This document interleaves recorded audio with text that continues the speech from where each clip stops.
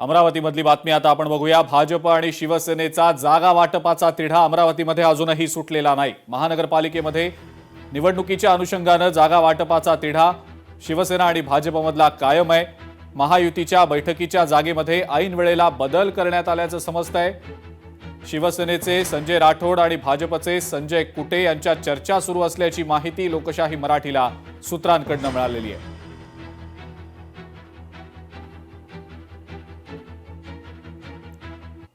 नवी मुंबईमध्ये महायुती तुटण्याच्या मार्गावर असल्याचं आता समजतंय। नेत्रा शिर्के यांना वॉर्ड क्रमांक 25 मधनं भाजपनं उमेदवारी दिलेली आहे। महायुतीच्या पक्षांकडून उमेदवारांना एबी फॉर्मचं वाटप केलं जात आहे। मात्र जागा वाटप नेमकं कसं असणार आहे हे अजूनही पूर्णपणे स्पष्ट झालेलं नाही। तरी सुद्धा महायुतीच्या सर्व पक्षांकडून उमेदवारांना अर्ज दाखल करण्याचे आदेश दिले गेलेत।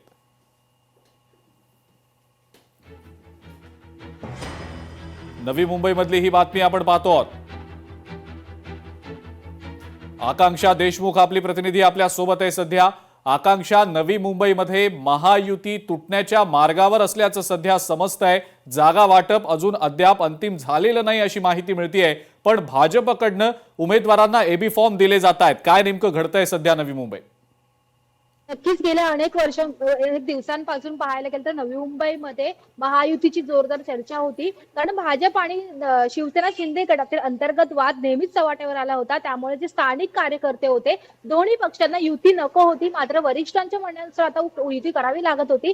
आज देखील आपण पाहायला गेलं तर रवींद्र चव्हाण आणि मंत्री गणेश नाईक यांच्यामध्ये व्हाईट हाऊस या ठिकाणी चर्चा झाली युती संदर्भात। मात्र त्यामध्ये सुद्धा तोडगा निघाला नाही आहे आणि त्यानंतर कुठेतरी आता दोन्ही पक्षांच्या जे उमेदवार आहेत त्यांनी आता अर्ज हा दाखल करण्यास सुरुवात केलेली आहे। कारण या ठिकाणी पाहायला गेलं तर अद्याप युतीचा कोणताही जो माहिती आहे होणार आहे की नाही हे समोर आलं नसल्यामुळे कुठेतरी ही युती तुटण्याच्या मार्गावर आहे। मात्र ऑफिशियली कोणीही जाहीर केलं नाही। त्यामुळे भाजप आणि शिवसेना शिंदे गटातील जे उमेदवार आहेत त्यांनी अर्ज दाखल करण्यास सुरुवात केलेली आहे। तर नेरुळ जे प्रभाग क्रमांक 25 आहे यामध्ये माजी नगरसेविका नेत्रा शिर्के यांनी देखील त्यांना उमेदवारी मिळाली आहे आणि त्यामुळेच कुठेतरी त्यांचा मार्ग देखील मोकळा झालेला आहे। भाजपकडून त्यांना उमेदवारी मिळालेली आहे। आधी सुद्धा त्या राष्ट्रवादी पक्षामध्ये होत्या, त्यानंतर त्या माजी नगरसेविका म्हणून त्यांनी अनेक काम देखील केलेलं आहे। त्यानंतर आता भाजपकडून त्यांना प्रभाग 25 मधून नेरुळ या ठिकाणी उमेदवारी मिळालेली असल्याचे पाहायला मिळत आहे। त्यामुळे आता प्रत्येकच उमेदवार आहेत ते आपापले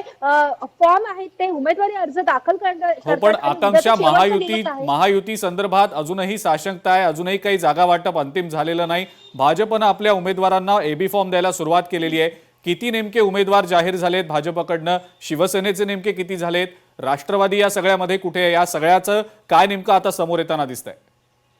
नक्कीच दोन्ही पक्षांकडून कोणतेही उमेदवार आहेत ते जाहीर करण्यात आले नाहीत अद्याप। मात्र कुठेतरी सर्व जे उमेदवार आहेत जे इच्छुक आहेत त्यांना सांगण्यात आलेलं आहे का तुम्ही उमेदवारी अर्ज दाखल करा, तुम्हाला आज संध्याकाळपासून एबी फॉर्म हा मिळणार असं त्यांनी सांगितलेलं आहे। त्यामुळे सर्व जे उमेदवार आहेत त्यांनी तयारी करून शक्ती प्रदर्शन करून उमेदवारी अर्ज दाखल करण्यास सुरुवात केलेली आहे। त्यामुळे आज रात्री सर्व जे उमेदवार आहेत त्यांना एबी फॉर्म मिळणार आहे। मात्र नेमकी किती संख्या असणार ही भाजप, कारण नवी मुंबईमध्ये 111 जी जागा आहेत त्यामध्ये नगरसेवक असणार आहेत आणि त्यामुळे दोन्ही पक्षांकडे 111 नगरसेवक आहेत, उमेदवार आहेत। त्यामुळे दोन्ही पक्षांनी तयारीला सुरुवात केलेली आहे आणि आज रात्रीपासूनच एबी फॉर्म देखील त्यांना मिळणार आहेत। ठीक आहे, आपण काय घडतंय नवी मुंबईत याबद्दलच्या अपडेट सातत्यानं आकांक्षा घेतच राहू। तुर्तास जी माहिती दिली त्याबद्दल धन्यवाद।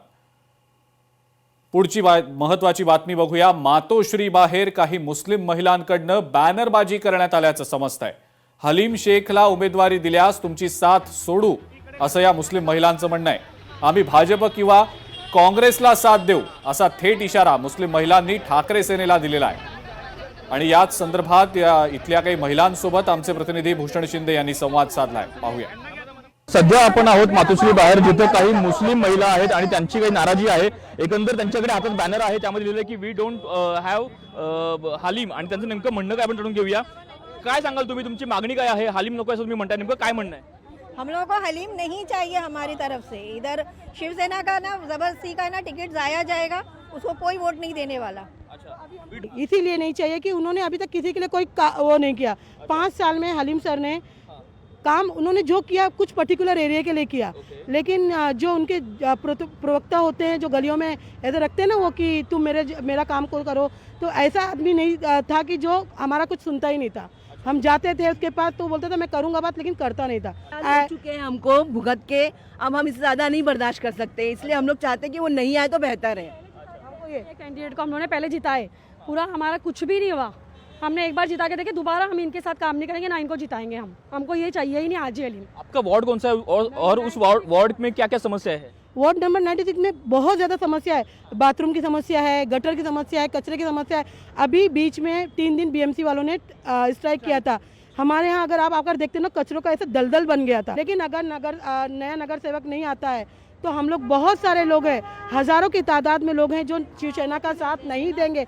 हम कांग्रेस को देंगे, हम बीजेपी को दे देंगे, लेकिन हम शिवसेना को फिर नहीं देंगे, क्योंकि हम शिवसेना के साथ चल रहे हैं। आज इतने साल पहले से हम बाला साहब ठाकरे के टाइम से हम चल रहे कदम से कदम मिलाकर, लेकिन अगर अभी उधर साहब हमारी बात नहीं सुनते हैं तो फिर सॉरी हम, क्योंकि हमारे जो शाखा प्रमुख हैं उन्होंने भी अपना लेटर तैयार रखा हुआ है उसके लिए रिजाइन का। कॅमेरा विनोद सह भूषण शिंदे, लोकशाही मराठी, मुंबई। लोकशाही मराठी, ऐका, पहा, जागरूक रहा।